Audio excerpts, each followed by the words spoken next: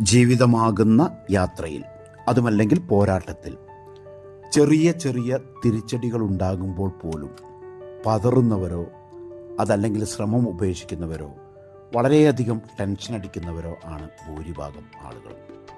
എന്നാൽ ഓർക്കുക, ഓരോ തിരിച്ചടികളും അതിന് തുല്യമോ അതിനേക്കാൾ ഉയർന്നതോ ആയ സാധ്യതകൾ ഒളിഞ്ഞു കിടപ്പുണ്ട്. പ്രശസ്ത എഴുത്തുകാരനും പ്രഭാഷകനുമായിരുന്ന നെപ്പോളിയൻ ഹില്ലിൻ്റെ വാക്കുകളാണിത്. ആത്മവിശ്വാസത്തോടെ നേരിട്ടാൽ ഈ ലോകത്ത് അസാധ്യമായി ഒന്നുമില്ല. പക്ഷേ അതിനു വേണ്ട മനസ്സ് തന്നെയാണ്, നല്ല ചിന്താഗതികളാണ്. 1992 ബാഴ്സലോണ ഒളിമ്പിക്സ് 100 മീറ്റർ ഓട്ടമത്സരത്തിൽ സകലരെയും ഞെട്ടിച്ചുകൊണ്ട് ഒരു പെൺകുട്ടി സ്വർണം നേടി. മത്സരത്തിന് 1.5 വർഷം മുൻപ് വരെ എഴുന്നേറ്റ് നിൽക്കാൻ പോലും കഴിയാത്ത അവസ്ഥയിൽ ആശുപത്രി കിടക്കയിലായിരുന്ന ഗെയിൽ ഡിവേഴ്സ് എന്ന അമേരിക്കക്കാരിയായിരുന്നു ആ പെൺകുട്ടി. ഗുരുതരമായ തൈറോയിഡ് രോഗം മൂലം 2 കാലുകളും മുറിച്ചു മാറ്റണമെന്ന് ഡോക്ടർമാർ ഗെയിലിനോട് നിർദ്ദേശിച്ചു.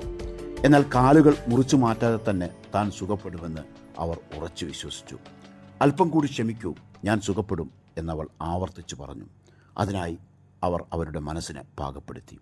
ഒപ്പം ഈശ്വരനിൽ ആശ്രയിച്ചുകൊണ്ട് ആത്മവിശ്വാസത്തോടെ രോഗത്തെ നേരിട്ടു. പതിയെ പതിയെ രോഗം കുറഞ്ഞു വന്നു. സാവധാനം എഴുന്നേറ്റിരിക്കാമെന്നായി. അതേ തുടർന്ന് പതിയെ പിച്ചുവെച്ചു നടക്കാൻ തുടങ്ങി. ശക്തമായ വേദനയെ അവഗണിച്ചുകൊണ്ട് വീണ്ടും ഓടിത്തുടങ്ങി. ആ ഓട്ടം എത്തിനിന്നത് 1992 96 നേടിയ ഒളിമ്പിക് സ്വർണ്ണ മെഡലുകളിലായിരുന്നു.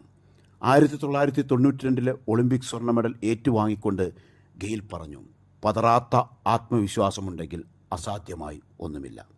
നമുക്കൊക്കെ വേണ്ടത് ഇത്തരം ആത്മവിശ്വാസമാണ്. ചെറിയ ചെറിയ തിരിച്ചടികൾ ഉണ്ടാകുമ്പോൾ അതിൽ പതറാതെ, ആത്മവിശ്വാസം വെടിയാതെ മുന്നേറുക. വിജയം ഉറപ്പാണ്. Good night.